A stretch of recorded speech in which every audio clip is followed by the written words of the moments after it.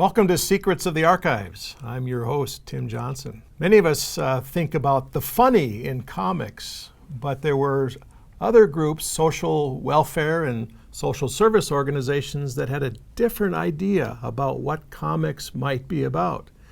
Here to tell us a little bit about some of those comics is Linnea Anderson, Archivist for the Social Welfare History Archives in the University of Minnesota Libraries.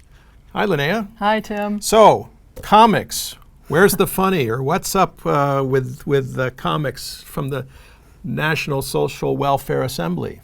Well, this is a fascinating project, actually, Tim. The Comics Project, which started in 1949, was proposed by Vernon Pope from National Comics Publications, which became DC Comics.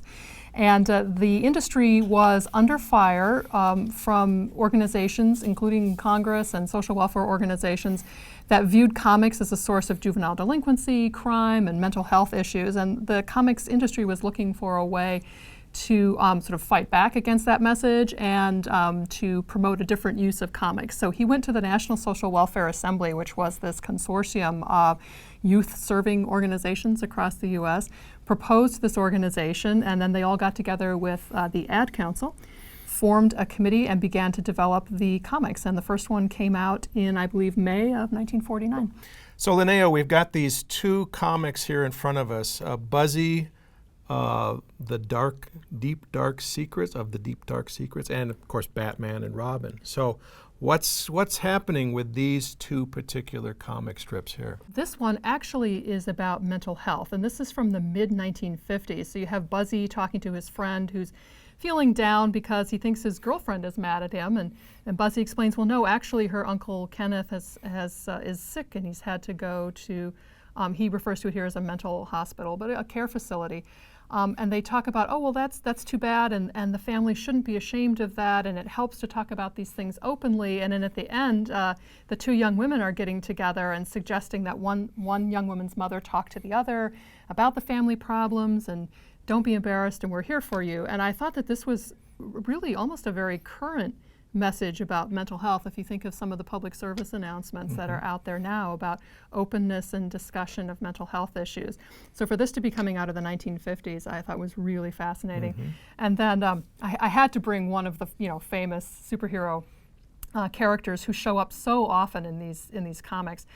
So this is a wonderful example. Batman and Robin riding around in the Batmobile get the call to come and rescue this football team that's having an argument, and it turns out that the team is wanting to exclude certain members that they are viewing as un-American. There's some wonderful dialogue here, messaging from Superman at the end about how it's un-American to discriminate against people based on their religion or the color of their skin or where they came from.